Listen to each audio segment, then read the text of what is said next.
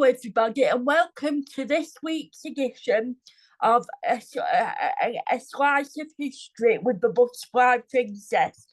This every Tuesday is where I read you an article from the latest edition of the BBC History magazine, which I'm now a subscriber to. So this week's article that I'm going to read you is entitled From Hero to Zero, and it's about the downfall of Thomas Cromwell, who was one of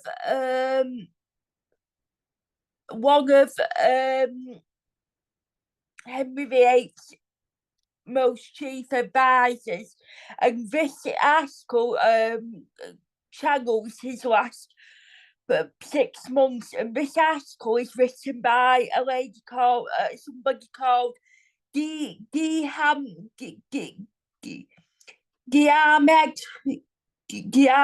MacCulloch, and they are a 1 minute, let me find the word. They are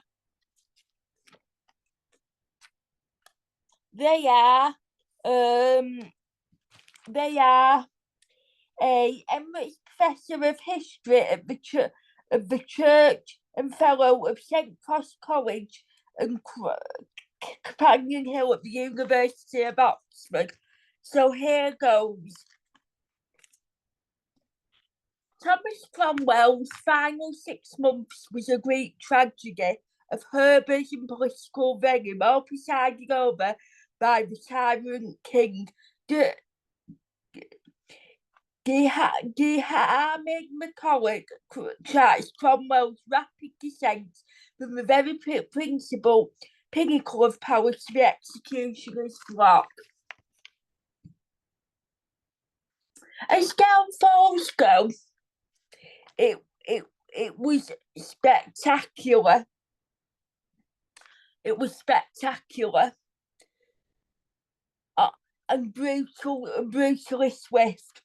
On the 10th of June 1540, Thomas Cromwell, Henry VIII's immediately gifted chief minister and among the most powerful men in England, arrived at court for what should have been a routine meeting of the Privy Council. As the son of put it, we were soon to discover the meeting was anything but routine. On entering the council, Cromwell, dressed in his formal splendid attire as Knights of the Garter, was arrested and humiliated by his old enemy, the Duke of Norfolk. The Duke ripped the collar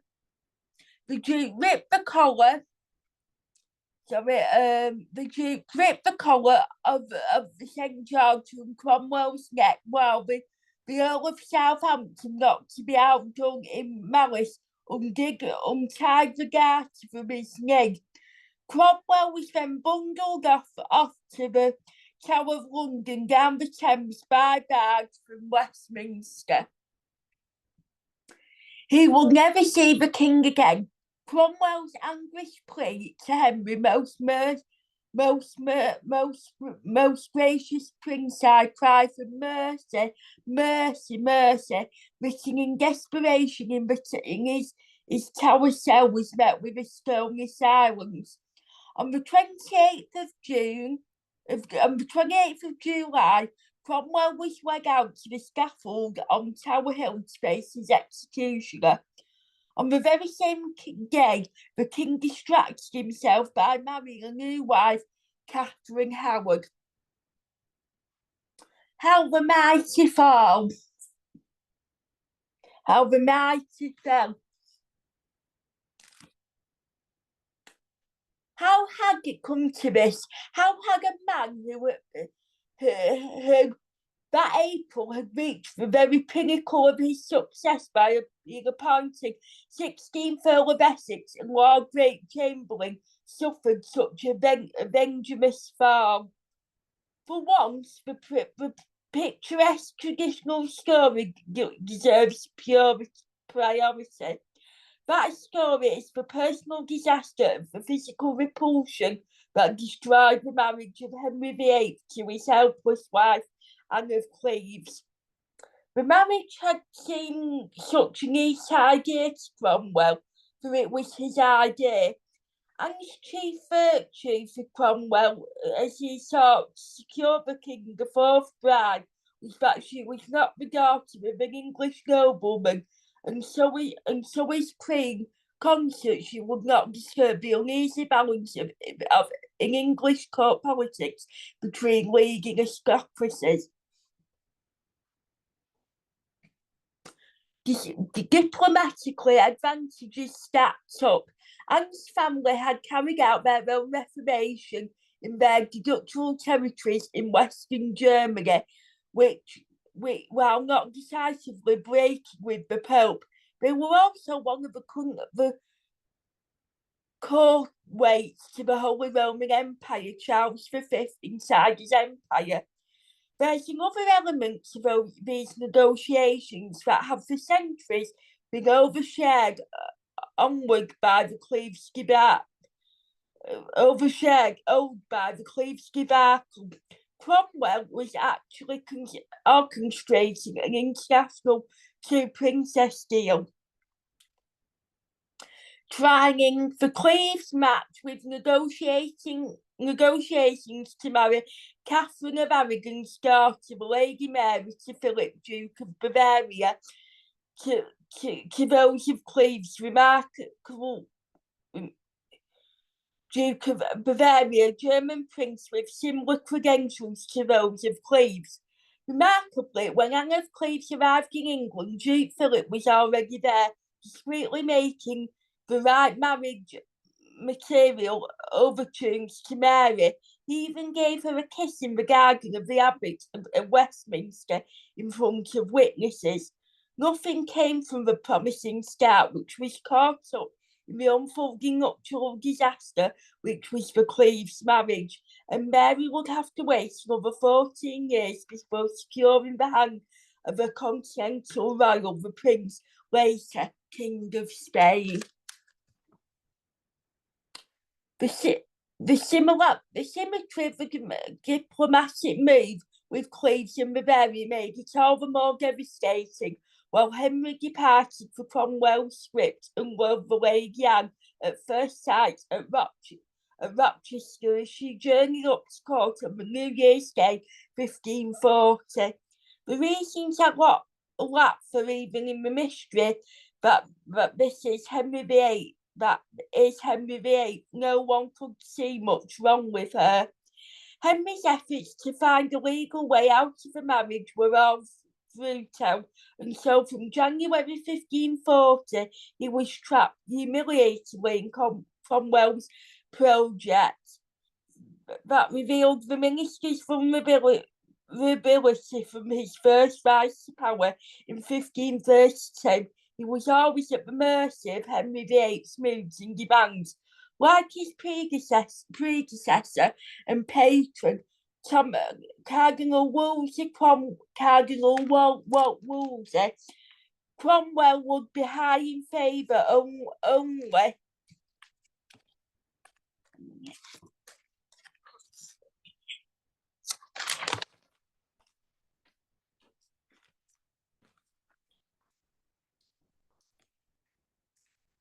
as long as he delivered a successful result for the king.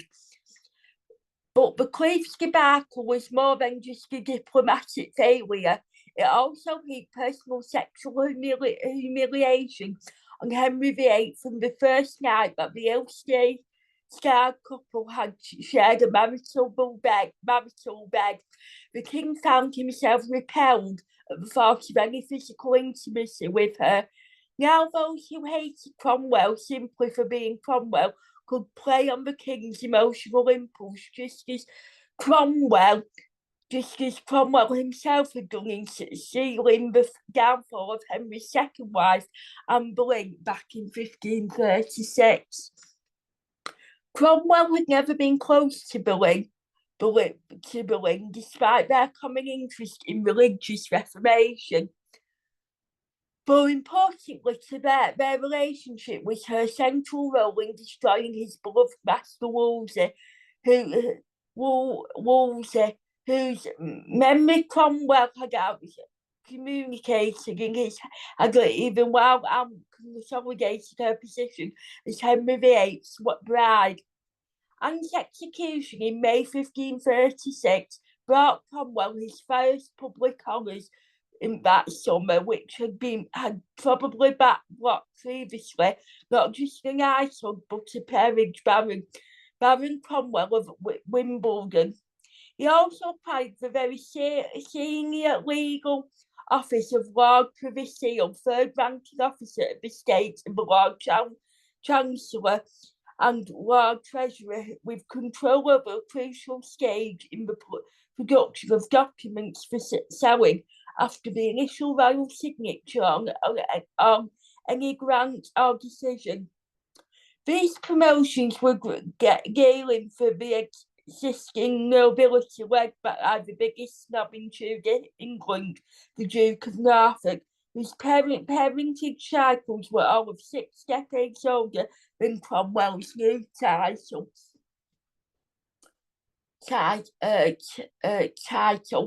In the crisis of autumn 1536,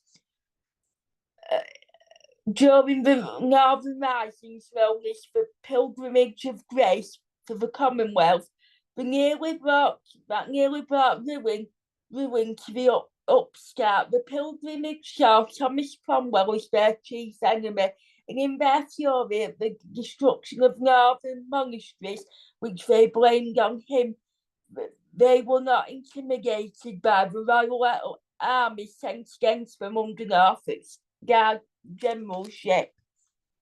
Abrupt with destruction. There was a terrifying moment for Cromwell in the first week of November 1536, during which the king hesitated, pondering whether to sacrifice his minister as the centrepiece of sweeping to the rebels. Henry changed his mind after retreating to his then rarely used palace of Richmond, which happened to be significant near the newly acquired Surrey country house of Cromwell's at Moat Lake. That vital element of face-to-face contact which Cromwell's enemies succeeded in preventing when he did eventually fall from power brought Henry II thoughts. Indeed of being destroyed by the king, instead of being destroyed by the king, Cromwell now enjoyed his increasing favour. Indeed, in summer 1537, Baron Cromwell celebrated his spectacular dynastic triumph. His teenage son, much loved, charming, but otherwise not exceptionally talented, married Elizabeth Seymour, slightly older than him and already widow of the York Knight. More importantly, she was the sister of Henry VIII's current Queen Jane. The geological results of the wedding were intriguing in an informal sense. They made Thomas Cromwell the king's uncle by marriage, and in a specifically formal sense, George Cromwell became uncle by marriage to the heir to the throne, who was born that autumn, Prince Edward. It was a formidable alliance, newly enabled Seymour, the newly enabled and a potential new English noble dynasty of Cromwells. That marked the Lord Privy Seal as a future danger to everyone else vying for power under the king, particularly those who felt that their greatest activity of their noble titles was a sign that God signalled them out for rule under Henry VIII. Parallel to the dynastic complication was the pulsating effects of religion.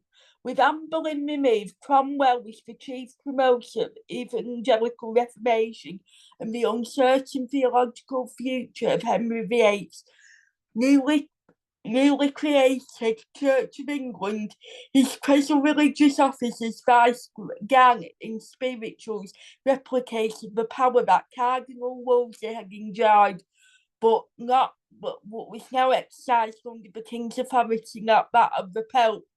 By 1538, it would be obvious to the political well-informed that Vice Garter was not always following initiatives from King Henry, but instead using the ill-defined power of an ill-defined office to push his own reformist agenda in such matters as enforcing circulation of the Bible in English, or attacking traditional culture of saints and pilgrimage to shrines.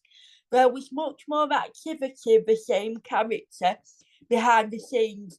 Cromwell was playing a dangerous game. If anyone close to panic, or more precisely, if the king chose to listen to that information, Henry always decided which noises rung most loudly in his ears at any one time. And during the 1530s, the opposed voices had taken on positions religious renaissance. Around Cromwell gathered gathering nobility, including the Seymours, who sympathised with his reformist aims in religion.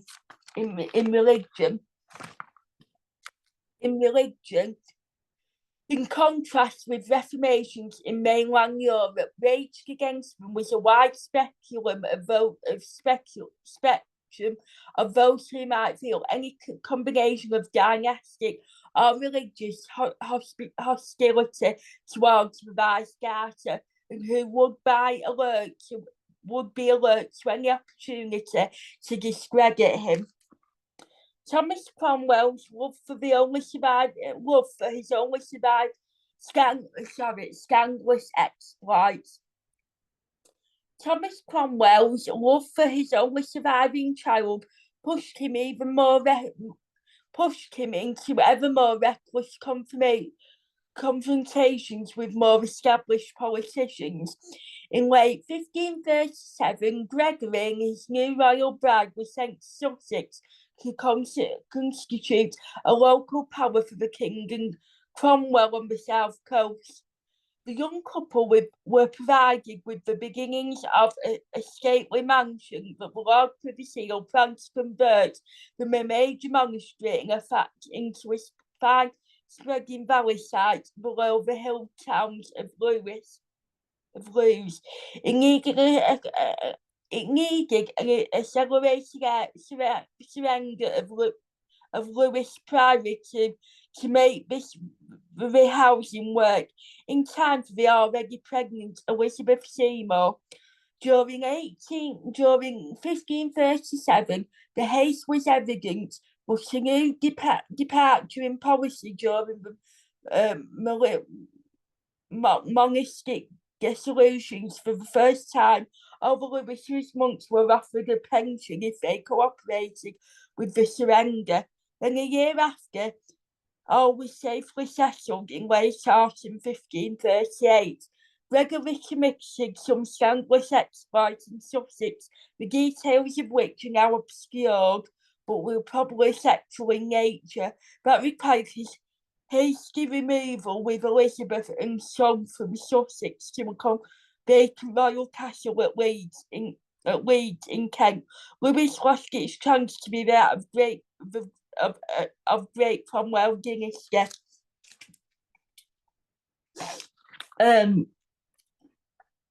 The prompt arrival of Gregory and his wife in the splendour of Leeds Castle in March 1539 was politically necessary to provide maximum property for one of Cromwell's riskiest movements yet. That spring, the government carefully managed new parliamentary elections for the House of Commons, county by county, to balance local political forces and produce an assembly that would cooperate with the king's various plans. In Kent, however, the pairing of the leading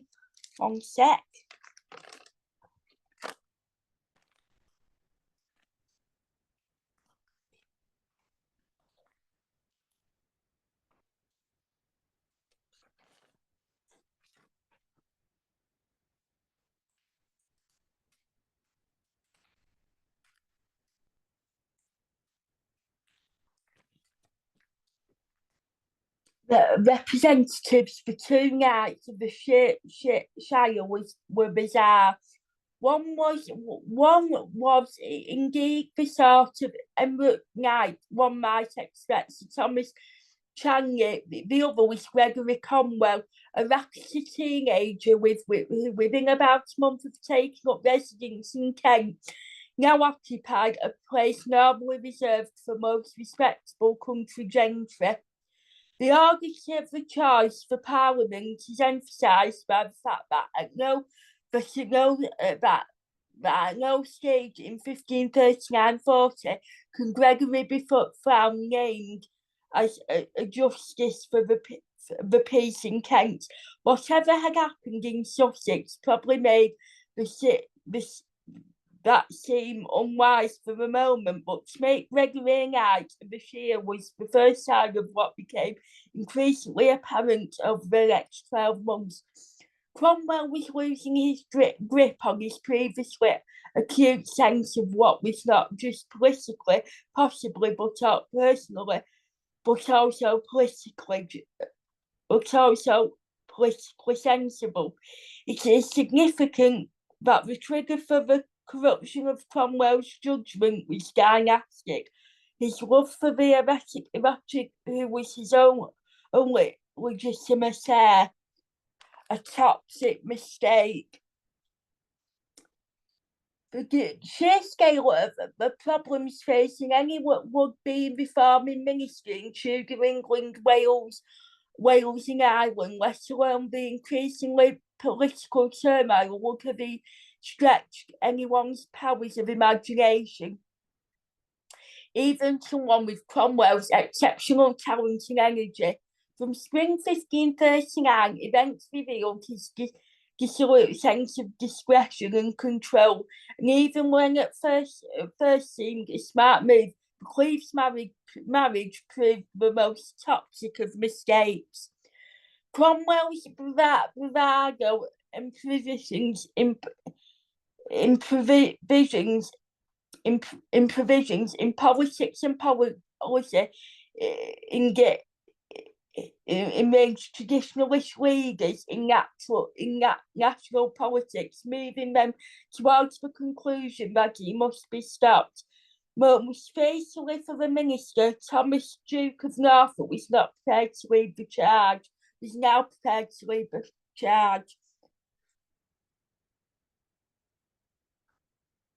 Over the previous few years, Norfolk had normally been careful to cast the appearance of bluff friendship over his relationship with Cromwell, even under the considerable provision represented by the Cromwell-Seymour marriage in 1537. Now he was pushed over the edge by a more offensive in both religious and dynastic terms, the dissolution of the chronic private at Thornfield at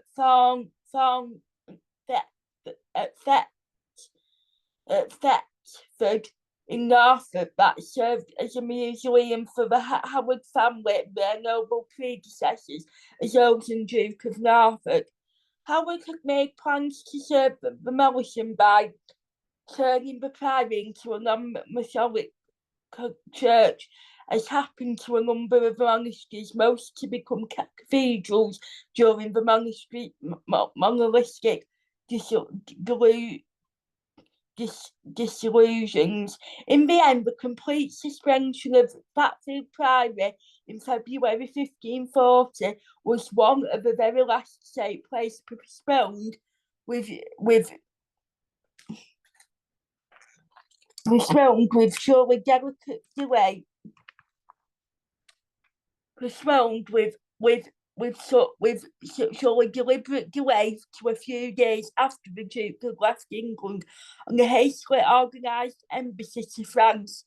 It was a direct blow to Howard's always brittle family pride. Later, he and his stepmother went to an extraordinary length of moving Howard tombs and their occupants from Thetford Priory to two parish churches in Suffolk and at Lambeth. Whatever nuisance we may now find in Cromwell's supervision of monk closures through the 1530s, his old enemy would see that without further as yet another calculated insult to Howard's honour. Hence the prominent part that the Duke played in the dissolution of Thomas Cromwell in spring and summer 1540, not merely the drama in the Privy Council chamber, but much quiet priming of ambassadors to spread the right narrative quickly across Europe. The Jekylls gather. Perhaps it was always inevitable that great ministers of Henry VIII would fall from grace, defeated by his impossible and increasing demands. That this was accelerated by the fact that early Tudor England was always disadvantaged in European politics, not merely as powerful or important as Henry thought it should be.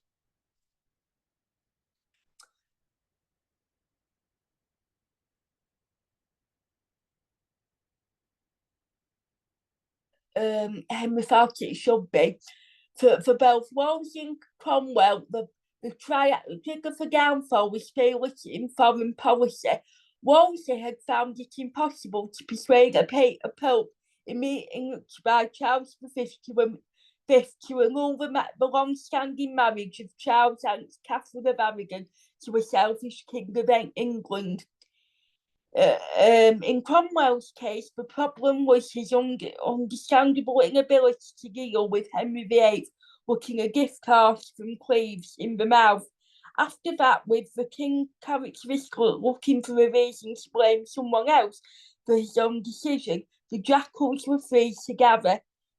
Any charge would do, treason or heresy.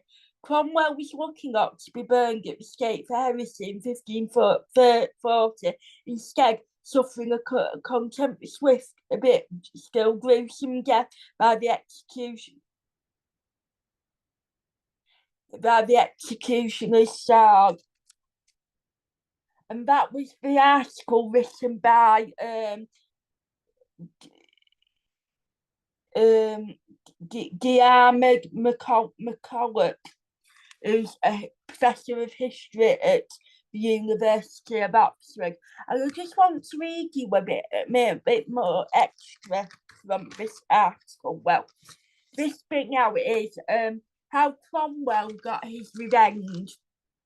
The minister's enemies would suffer dearly for their plaguing his death. So here goes. So Cromwell's death did not immediately end the killing. 2 days later, a notorious event embroidered Henry's sarcastic notion of middle way. 6 priests were executed, 3 evangelists burned for heresy, and 3 papalist Catholics hung, drawn, and quartered for treason.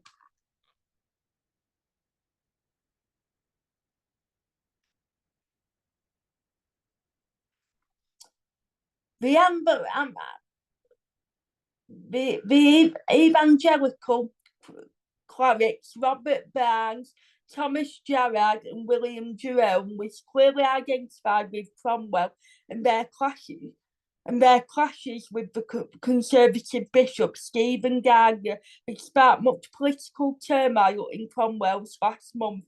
What is extraordinary is how little Cromwell's friends suffered after that. From the moment that Henry was satisfied in his urgent quest not to be married to Anne of Cleves, the legal pronouncement that the marriage was null because of it not being consummated, his rage against Cromwell began cooling. In fact, by winter 1541, he was ranting at his councillors that, upon the pretext of trivial faults that Cromwell had committed, they had laid several false accusations on him, by which the king had been made to put to death the most faithful servants he ever had. The king's The king's new mood soon benefited Gregory Cromwell. As early as 1540, Gregory was granted a new barony in his own right, and after his wife Jane Seymour's sister himself were written to the king for mercy. After Henry VIII's death in 1547, Cromwell Seymour allies such as Sir John Dudley and Henry Grey, Marquis of Dorset, formed an evangelist government for Henry VIII, Henry VI, Henry VI, Henry VI. The opening week saw a coup of Cromwellians against Thomas Cromwell's enemies, a reversal of the debacle of 1540.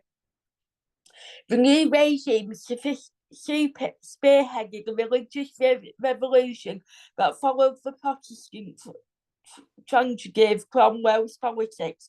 It also magnetised or imprisoned some of the chief actors in his fall. Thomas Wolsey, Earl of Southampton, Thomas Howard, Duke of Norfolk, Stephen Gardiner, and Edwin Bella Cromwell's promiscuous revenge was a dish, but still satisfactory. It served cold. So that concludes this week's episode of the Slice of History with the Butterfly Princess Show. And you can watch more about Thomas Cromwell because there's a series 2 of Wolf Hall written by Hilary Mantel. The second series, Wolf Hall is airing this Sunday at 9 p.m. on BBC One. That is the first episode airs on Sunday the 10th of November at 9 p.m. on BBC One. Next week, I will be reading you an article written by a historian called Ruth Goodman, who is a social and domestic historian now. She's presenting the History Extra Academy course on Victorian Britain. So I'm going to be reading you next week the article about 5 things that you probably didn't know about Victorian Britain. So that's for next week. But I hope you've enjoyed this week's edition of an extra slice of the of a slice of history with the Butterfly Princess. Join me again on Thursday for an extra slice of the Butterfly Princess, where I'll be talking to you about Bonfire Night and the gunpowder plot, because tomorrow, the 5th of November, it is, of course, today, the 5th of November, is, of course, Bonfire Night. So I'll be sharing you a bit of history about Bonfire Night and the gunpowder plot. So until then, have a lovely rest of your day, and I will see you again very soon. Bye-bye.